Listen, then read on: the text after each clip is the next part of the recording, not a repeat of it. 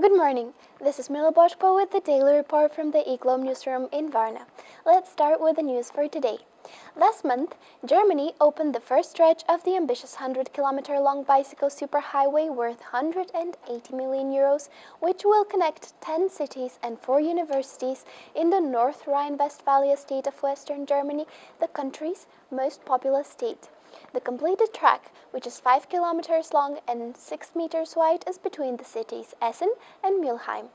Also known as RS1, the Autobahn for bikes is planned to span between Duisburg, Bochum and Hamm, with parts of the route running along unused railroad tracks and others passing through cities, serving as a commuter route for more than 2 million Germans in the area.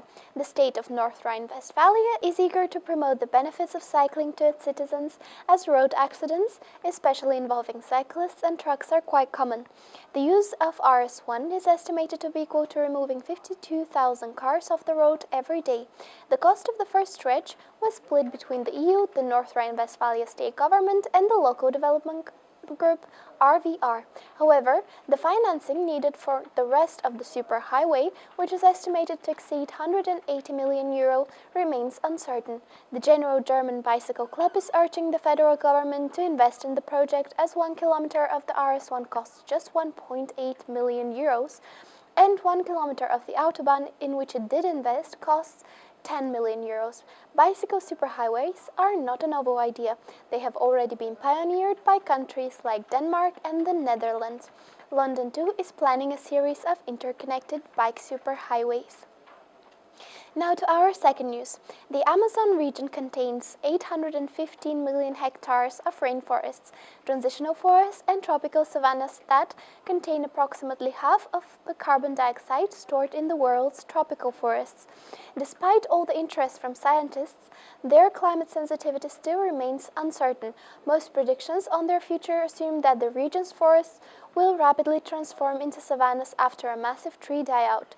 Scientists from the Harvard University decided to put these predictions to the test, as they were based on aggregated representation of ecosystems, meaning that the Amazon forest biome was assessed as a whole, making it not very precise. Their study used an alternative approach which took into account the heterogeneity of the biome, the idea that ecosystems contain different plants growing in diverse locations and they do not all respond the same way to similar changes. They combine remote sensing and ground-based observations while also taking into account the age and size of the trees examined. This gave them much more refined results, which show that the Amazon rainforests gradually shift from humid high biomass forests to drier transitional forests and woody savanna-like areas. The Harvard study also disproves the idea that there is a safe line under which the forest does not react to climate change, and once it is crossed, the consequences will be catastrophic. Unfortunately, the Amazon forests are already undergoing a slow change, and the transition toward a low biomass ecosystem will be observed much sooner than expected. And now to our third news for today. Studies examining consumer behavior at restaurants most often focus on environmental cues that are divided in two categories: the eating environment and the food environment.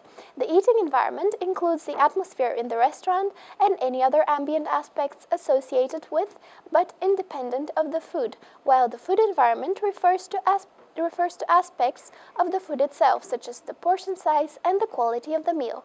However, there is little knowledge of the effect social influences like customer service and the consumer's dining partners have on eating behavior. Cornell University's Food and Brand Lab has decided to fill this gap with a study observing 497 interactions between diners and servers in 60 different full-service restaurants. What they found not only proved that customer service is just as important as environmental cues, but also showed that people tend to order far more food if they were served by a waiter whose body mass indexes, or height and weight ratio, is high. Furthermore, customers were 4 times as likely to order desserts and nearly 18 times more alcoholic drinks if served by a heavier waiter or waitress. The scientists comment that this is the result of customers being extremely susceptible to cues that give them permission to be glutinous and order more of what they want. Additionally, they perceive the well-rounded waitstaff as the social norm and were not afraid to consume more calories than anticipated. So, if you do not want to be lured into getting that delicious cheesecake by the heavy-set waitstaff, scientists advise you to decide on having either an appetizer or a dessert, but not both, just before getting to the restaurant. This is all for today. If you would like to find out more, please visit eatglobe.com.